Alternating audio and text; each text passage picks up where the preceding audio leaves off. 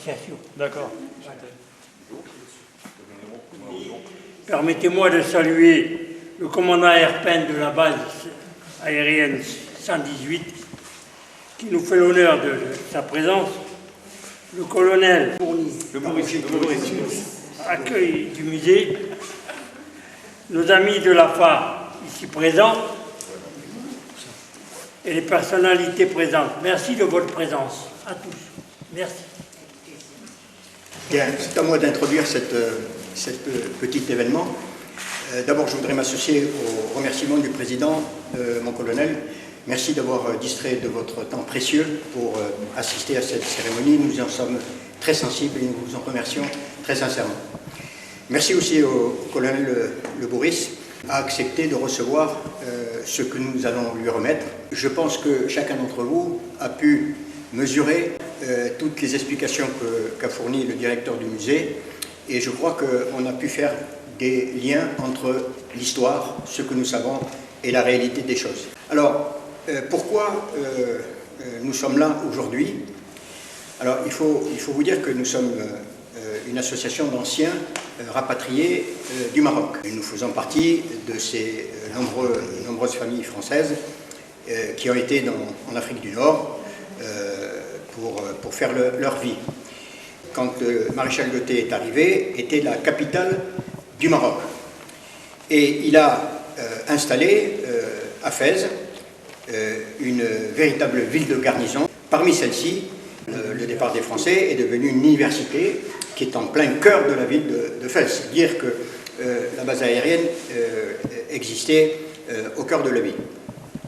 Eh bien, ces deux attaches, notre attachement personnel avec cette ville du Maroc où nous sommes nés, et le fait que l'aviation, l'armée de l'air faisait partie de notre quotidien, nous a amenés à introduire dans notre activité associative la transmission et le devoir de mémoire.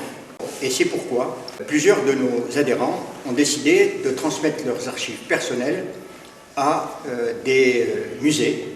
Et nous avons fait ça récemment avec le musée saharien qui se trouve à côté de Montpellier.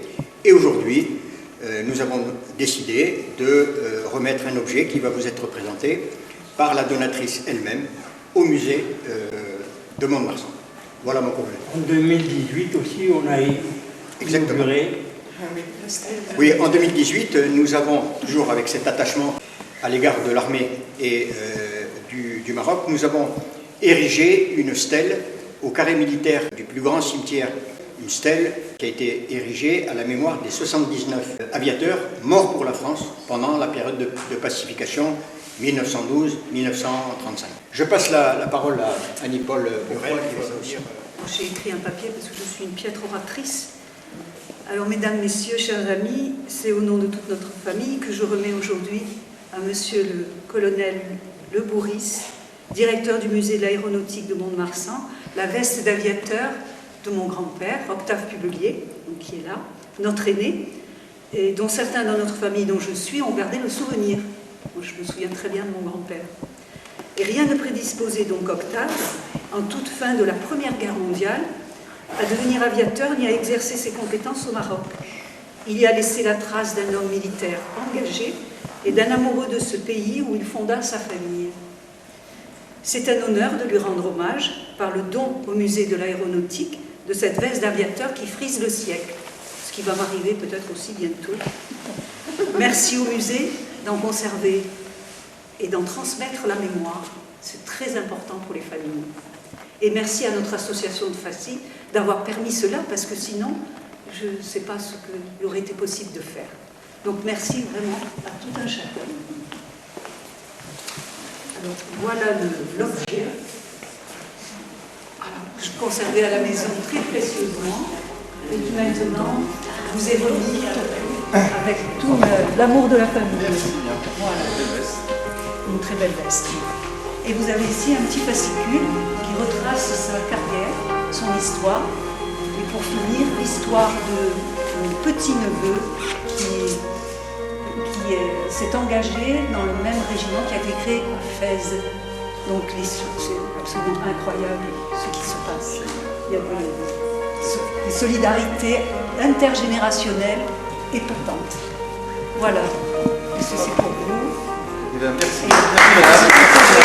Eh bien, merci. Merci, madame.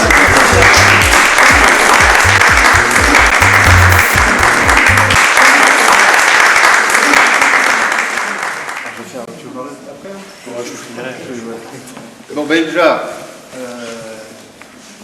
Jean-Michel, chers amis, monsieur le Président, un grand merci au nom de tout le personnel du musée donc pour cette veste. Bien sûr, on va lui trouver une place.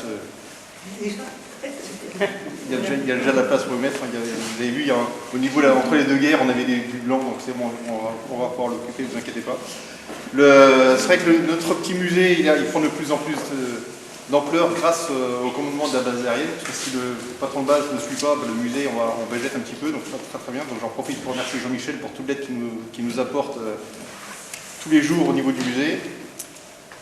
On a plusieurs vocations. C'est vrai que le musée, c'est de montrer des choses que les autres ne peuvent pas trouver un petit peu partout, mais c'est surtout pour nous insuffler le message de l'armée de l'air et de l'espace, on est passé à l'armée de l'espace, à tous les petits jeunes qui vont venir pour qu'ils s'engagent dans notre armée, pour qu'ils gardent un peu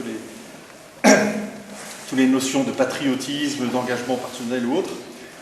Et puis également, tous les anciens qui viennent se rappeler le bon temps, on va dire, ou alors réapprendre ce qu'on oublie un petit peu dans les livres d'histoire, parce que j'avais fait souvent allusion à ces livres d'histoire dans la première partie de ma petite visite au niveau du musée. Donc écoutez, un grand merci pour cette veste. Merci à vous. Longue vie à votre association. Merci.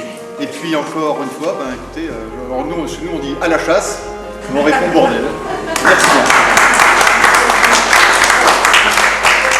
Juste quelques petits mots. Déjà, merci d'être venu et merci de cette initiative qui est très importante pour nous, pour le musée. Le chef d'état-major des armées avait souligné l'importance des forces morales eu égard à ce qui se passe en Ukraine. Et si on veut avoir une société qui a des forces morales à haut niveau, eh bien, il faut derrière nous faire œuvre de pédagogie. Et puis ensuite, il faut faire œuvre aussi du devoir de mémoire qui est indispensable pour une société, non seulement pour ne pas oublier, mais surtout pour savoir d'où elle vient, pour ensuite pouvoir décider où elle veut aller. Ça, c'est fondamental. Et ces devoirs de mémoire, elles reposent avant tout sur le patrimoine et ceux qui l'entretiennent, que ce soit les associations comme le Souvenir Français ou plein d'autres associations, ou que ce soit les musées, dont le musée des bases aériennes, dont le plus bel exemplaire est ici à Mont-de-Marsan. Non seulement c'est la plus belle base de l'armée de l'air et de l'espace, mais en plus on a le plus beau musée également qui lui est associé. Donc on fait beaucoup de plus ici à Mont-de-Marsan. Et donc on est absolument ravis de recevoir ces pièces dans une entre-guerre où finalement il y avait assez peu de choses, donc ça viendra compléter la collection. Et c'est d'autant plus important qu'ici au musée viennent des civils, donc des citoyens qui viennent aussi connaître un petit peu mieux notre armée de l'air, un petit peu mieux notre défense, parce qu'on fait aussi œuvre de pédagogie, c'est extrêmement important. Pour faire un bon citoyen, il faut qu'il ait l'ensemble des connaissances ensuite pour décider et voter. Et donc on a aussi ce devoir-là, et le musée sert aussi à ça. Et puis ensuite, surtout, c'est le lien armée-jeunesse, et donc on a des classes qui viennent à la fois sur la base et également au musée, et qui viennent connaître un petit peu mieux l'histoire, à travers l'histoire de l'aviation de chasse, l'histoire de la France, et donc mieux connaître, et donc ils verront à travers ce blouson l'évolution de tout cela. Et puis une dernière chose sur l'emplacement géographique, parler de Fès et de la base aérienne qui était particulièrement au centre de la ville. Bien Mont-de-Marsan, c'est un peu la même chose. Donc finalement on est un petit peu en miroir de Fès, même si la comparaison s'arrêtera là.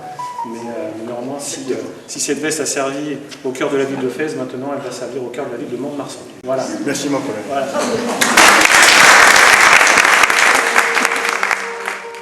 Merci beaucoup. Pas obligé d'être crispé, hein. Faut exprimer. Merci.